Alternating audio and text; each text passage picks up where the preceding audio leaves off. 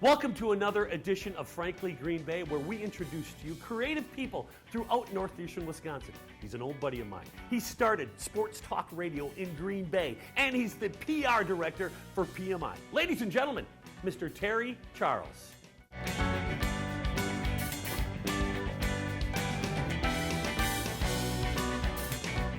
Terry Charles, radio personality extraordinaire. Tell me about the start of Sports Talk Radio in Green Bay, because you were it.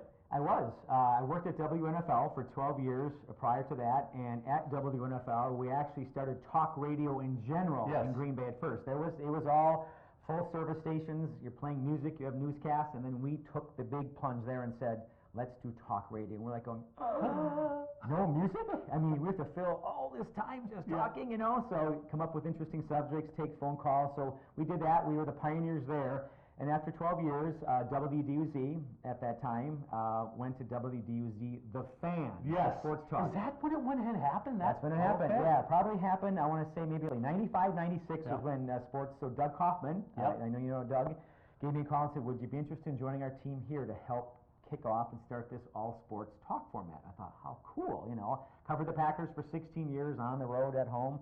So now to get to talk, about them all the time and other sports was a very cool thing. So, it took a little time at first, like the regular talk radio, because people were new to it here in Green Bay, and having to understand you need to call into the station and converse on the air about what you want to do.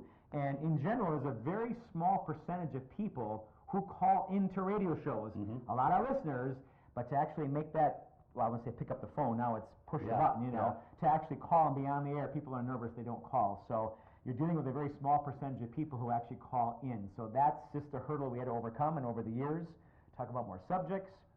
I got to tell you, I mean, when you started, I listen to talk radio all the time right now. So, I mean, I know Jim Rome and all the guys and how they do it.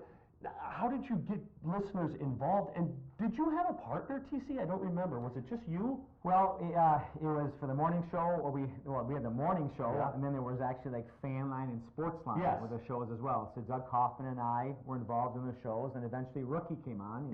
We actually taught Rookie everything he knows. He's pretty good now. Yeah, there's a plug for Rookie. He's come along. To get content, to get information, what did you rely on? I mean, did you run a newspaper? I mean, back then.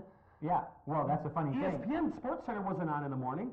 Was it? It may have been, but it was newspapers. Okay. Because really, this sounds crazy, and this is aging us, but back then, this was in the mid-90s, we didn't have a computer with the internet in the station.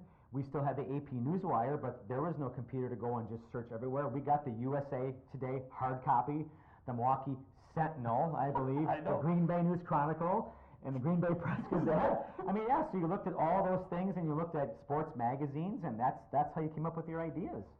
Join us next week as we bring Terry Charles back for part 2. Thanks, Terry.